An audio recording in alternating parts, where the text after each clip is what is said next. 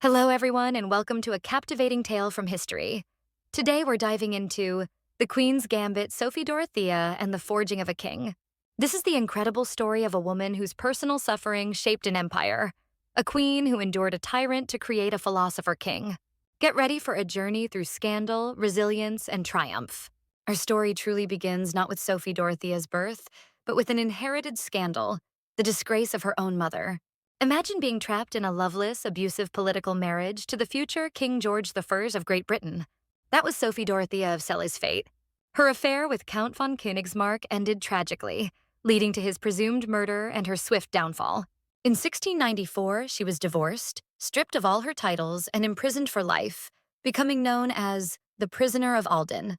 The heartbreaking consequence for young Sophie Dorothea and her brother was that they were forbidden from ever seeing their mother again. They were children tainted by a family scandal that sent shockwaves through every royal court in Europe, an unfortunate beginning for our protagonist. Raised by her grandmother in the shadow of her parents' dramatic divorce, Sophie Dorothea's own fate was sealed by the same political chess game. In 1706, she was married to her first cousin, the Prussian Crown Prince Frederick William. But this was truly a marriage of opposites. He was the soldier king, violent, frugal, and utterly obsessed with military might, despising art, music, and anything French.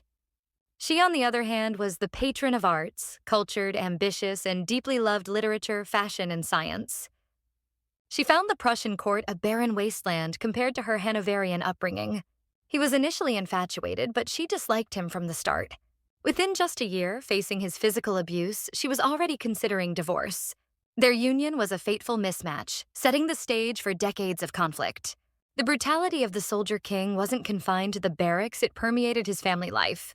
For Sophie Dorothea, raising children became a defiant act against her husband's escalating madness.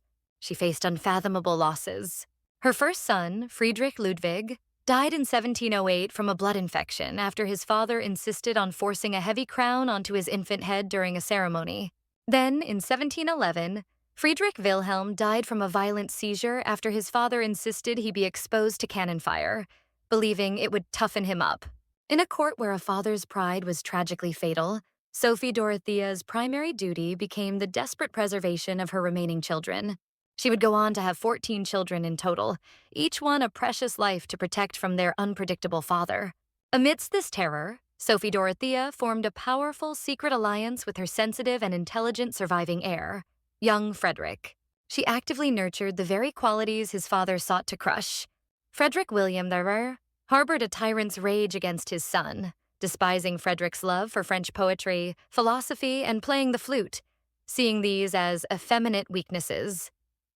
He subjected Frederick to relentless physical and psychological abuse, a truly heartbreaking situation for a mother to witness. Sophie Dorothea became her son's fiercest protector, consistently taking his side in disputes, which only enraged her husband further. He even forbade them from meeting in his absence, forcing them into clandestine meetings where the children would scatter and hide if the king returned unexpectedly. It was a perilous game of secrecy and defiance. Driven by her desire for an escape route for her children and a powerful future for Prussia, Sophie Dorothea devised a grand diplomatic design. She orchestrated an ambitious diplomatic coup, a double English match. Her plan was simple yet brilliant to arrange 2 marriages to the British royal house, ruled by her own brother, King George II. Her son, Frederick, would marry Britain's Princess Amelia, and her daughter, Wilhelmina, would marry Frederick, Prince of Wales. The goal was twofold: to forge an unbreakable Protestant alliance across Europe and, perhaps more importantly, to immerse her children in the more enlightened British court, saving them from their father's brutal influence once and for all. It was a desperate gamble for their freedom and future. However, the grand design was sabotaged by his father, and the daily abuse became unbearable. In 1730, Crown Prince Frederick made a fateful decision: he would flee. Aided by his close friend and confidant, Lieutenant von Katte, Frederick planned to escape to his mother's family in England. But tragically, the plan was discovered. Both men were arrested and charged with treason. King Frederick William there, consumed by a terrifying rage, demanded nothing less than the death penalty for his own son. It took a formal intervention from none other than the Holy Roman Emperor Charles VI, who argued that a prince of the empire could not be condemned by a local court, to spare Frederick's life. But the king's revenge was not yet complete. Frederick's life was spared, but his father enacted a punishment of unimaginable cruelty. designed not just to kill a man, but to shatter his son's very soul. King Frederick William III personally overturned a lesser sentence for von Katta and ordered his immediate beheading. And here's the most horrific spectacle by the king's explicit command. Frederick was held by guards and forced to watch the entire execution of his dear friend from his cell window. The aftermath was devastating. Frederick reportedly fainted in sheer horror. This traumatic event would haunt him for the rest of his life, a dark shadow never truly leaving him. In a profound testament to this experience, his very first act upon becoming king years later was the complete abolition of torture in Prussia.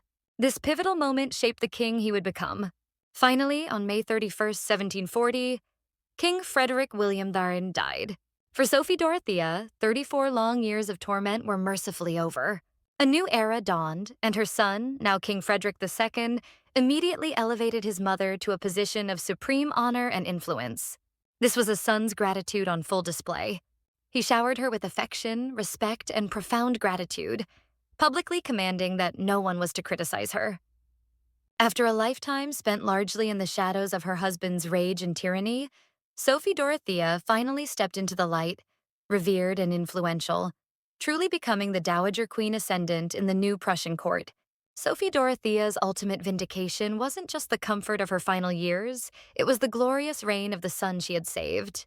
This was her quiet triumph, the philosopher king. The values she championed and her husband so despised became the very cornerstones of Frederick the Great's Prussia. He became a grand patron of arts and science, building the Berlin Opera House and transforming Sanssouci into a haven for thinkers. He embraced enlightened governance, instituting religious tolerance and sweeping legal reforms. And he cultivated a deep love of culture, becoming a gifted composer and musician himself. The soldier king had built an army? Yes.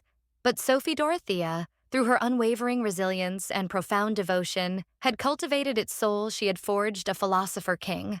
Let's briefly revisit the key players in this remarkable saga. We have Sophie Dorothea of Celle, her mother, who was the inherited tragedy, divorced and imprisoned for life. Then Frederick William III, the tyrant, the soldier king of Prussia, her abusive husband and father to Frederick the Great.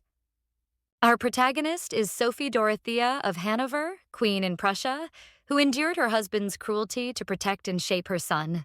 Her son, Frederick II the Great, represents the legacy, surviving tyranny to become Prussia's celebrated philosopher king. Wilhelmina of Prussia, her devoted eldest daughter, was the ally, a fellow victim of their father's abuse and a partner in the English match. And finally, George I of Great Britain, the distant father, who exiled his wife and showed little affection for his daughter, Sophie Dorothea. To put it all into perspective, let's look at the timeline of Sophie Dorothea's remarkable life.